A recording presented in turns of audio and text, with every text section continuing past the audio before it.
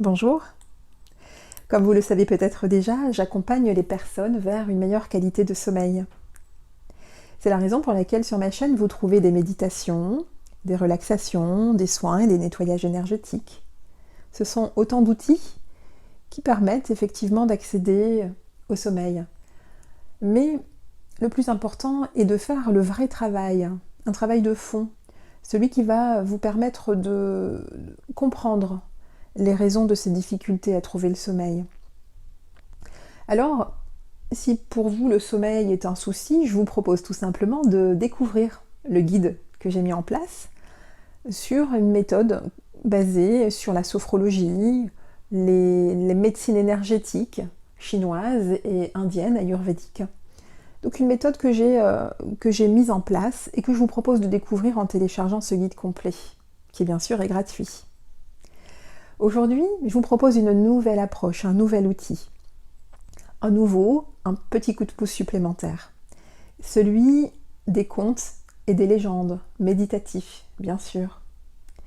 Alors je me base sur le merveilleux livre de Alison Lurie, qui s'appelle Le Zoo Céleste, et qui retrace des contes et légendes du monde entier au sujet des étoiles et des constellations.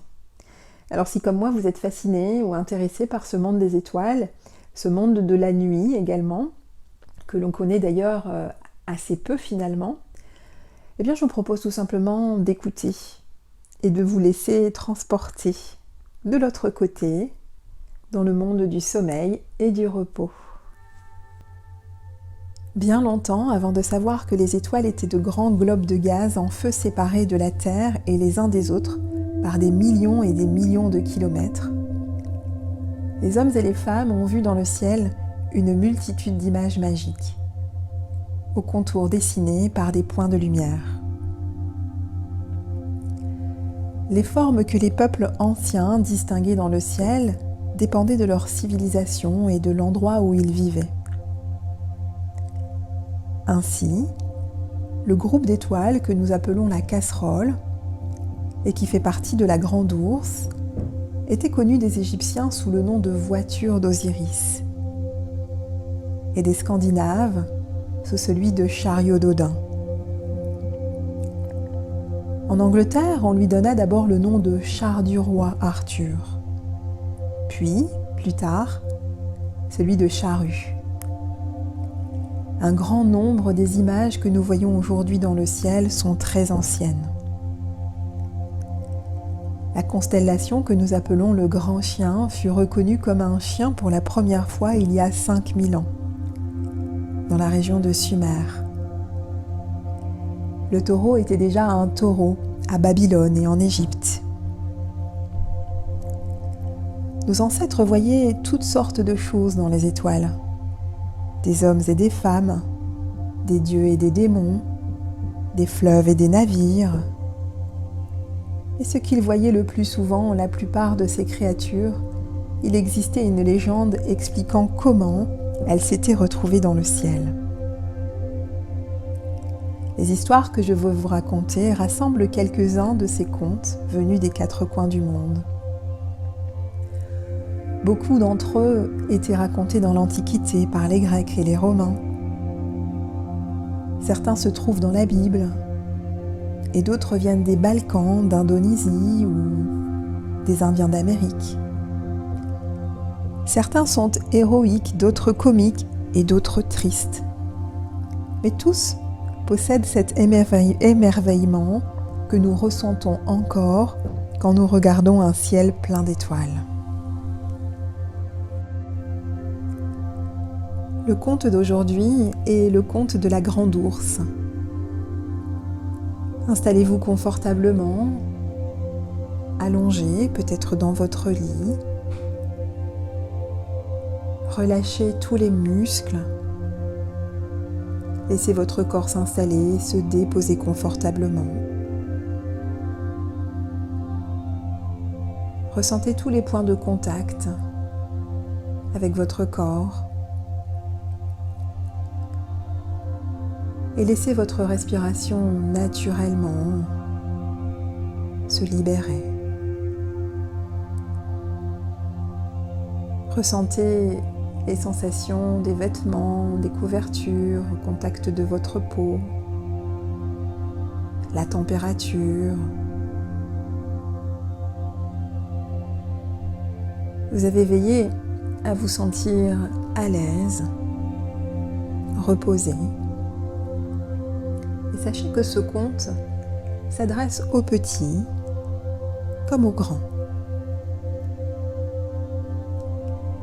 Il y a longtemps, en Arcadie, vivait un roi appelé Lycaon, qui avait une fille très belle, prénommée Callisto. La princesse, chasseresse et disciple de la déesse vierge Artémis, avait juré à celle-ci qu'elle n'aimerait jamais aucun homme. Mais par une chaude après-midi d'été, cependant que Callisto dormait sous un arbre dans la forêt, Zeus, le roi des dieux, la vit et tomba amoureux d'elle.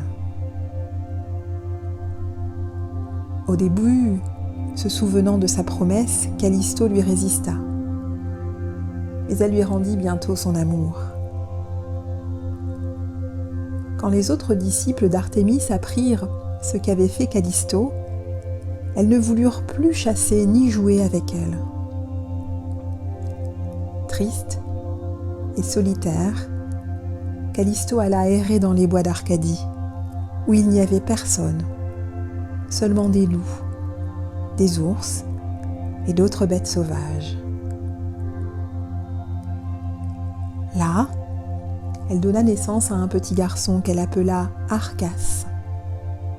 Or, quand la reine des dieux, Héra, apprit ce qui s'était passé, elle devint folle de jalousie.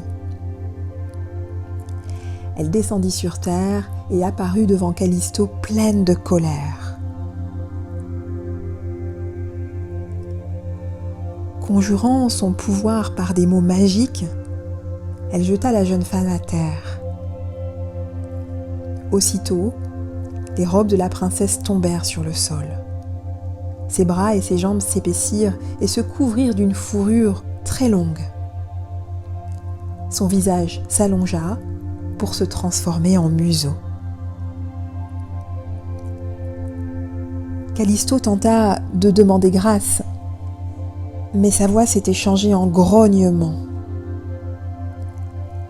Elle était devenue une grande ours blanche. Ne la reconnaissant plus, Arcas, son petit garçon, se mit à hurler.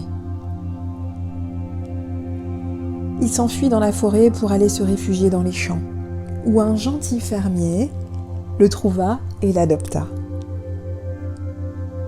Callisto ne put le suivre, car elle devait se cacher au cœur du bois pour échapper aux chasseresses, ses anciennes camarades. En grandissant, Arcas hérita de l'adresse de sa mère dans l'art de chasser à l'arc.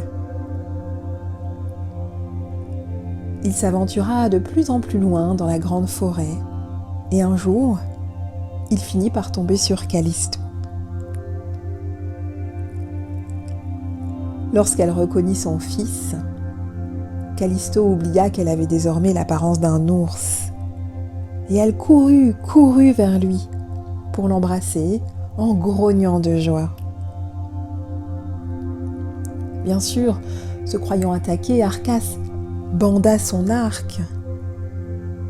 Il aurait tué Callisto d'une flèche en plein cœur si Zeus, qui voit tout, n'était venu à son secours à ce moment-là. Zeus saisit l'ours par la queue et l'envoya très loin, très haut parmi les étoiles. Puis, afin que Callisto ne soit plus jamais séparée de son fils, il changea également Arcas en ours et le projeta à son tour dans les cieux, où ils devinrent tous les deux la grande ours et la petite ours.